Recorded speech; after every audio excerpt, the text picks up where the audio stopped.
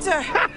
It's the pond! Come on, Hey! Hello, pond! Come in! So, someone's been a busy boy then, eh? Did you see me? Of course. Stalker. Flirt. Husband. And Rory the Roman! Oh, come in! Yeah. Stephen's really playing with the form of the show, and I think that he just wanted an opening 20 minutes of something that he'd written where you go, whoa, what else can happen? You know, that almost feels like a finale, which, you know, I think he's managed to pull off. And how different did it feel for you coming back now for your second series? You're no longer the new boy. Well, that felt like a relief, actually, I have to say. But it was exciting being the new boy. I still kind of am the new boy, you know. There's a long way to go if I'm to cement a place in Doctor Who folklore like Tom Baker and David Tennant and Patrick Troughton and, you know, people like that. So there's a lot of work to do, but I've enjoyed making this particular series. I think there's been some great challenges for me as an actor. I think that Stephen's writing particularly for me now.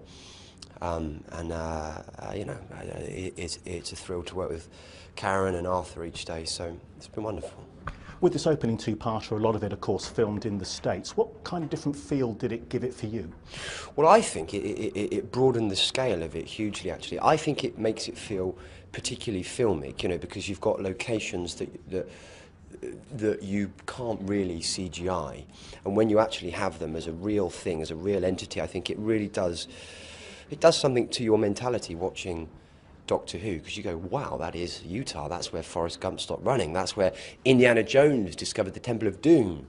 You know, loads of those great Spielberg movies have been done there, and a lot of John Ford westerns. So I think it adds a sense of scale to it, which for Doctor Who is always good. What? A mysterious summons? You think I'm just going to go? Who sent those messages? Now, what do we have set for the rest of the season then? What highlights? God, we've got lots of highlights. I think Hugh Bonneville in episode 3 is particularly brilliant.